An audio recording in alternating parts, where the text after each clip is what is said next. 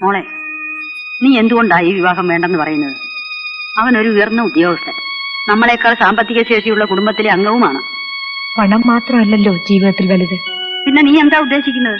മനസ്സിൽ വെച്ച് മത്തളം കൊട്ടാതെ കാര്യം അങ്ങോട്ട് തുറന്നു പറ. പറയേണ്ട സമയത്ത് ഞാൻ പറഞ്ഞോളാം. നീ എപ്പോഴാ സമയമാകുന്നത്? നിന്റെ പഠിത്തം കഴിഞ്ഞത് മുതൽ എത്രയോ നല്ല ആലോചനകൾ വന്നു. അപ്പോഴൊക്കെ നീ ഓരോ കാരണം പറഞ്ഞു ഒഴിഞ്ഞു മാറി. ഇനി നിന്റെ സമ്മതത്തിന് വേണ്ടി ഈ കാര്യം നീട്ടിക്കൊണ്ടുപോകാൻ പറ്റില്ല. സമ്മതിച്ചാലും ഇല്ലെങ്കിലും ഞാൻ അവർക്ക് വാക്ക് കൊടുത്തു. എന്നോട് ചോദിക്കാതെ അച്ഛൻ എന്തിനാ വാക്ക് കൊടുത്തത്?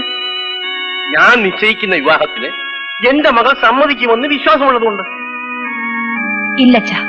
ഇല്ലെന്നോ? കാരണം നീ മറ്റാരെങ്കിലും മനസ്സിൽ കണ്ടിട്ടുണ്ടോ?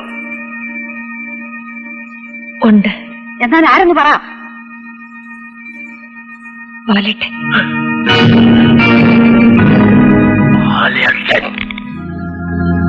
അതെ, ഞങ്ങൾ തമ്മിൽ സ്നേഹമാണ്.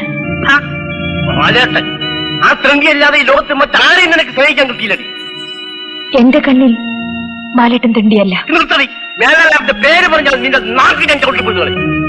എന്നെ കൊന്നാലും ഞാൻ ബാലേട്ടനെ മറക്കില്ല. എന്ത് പറഞ്ഞടി? തെറ്റേ കല്യാണം കഴിക്കാൻ ഉടനെ ഞാൻ നിർത്തി തരാൻ വേണ്ടി പോലെ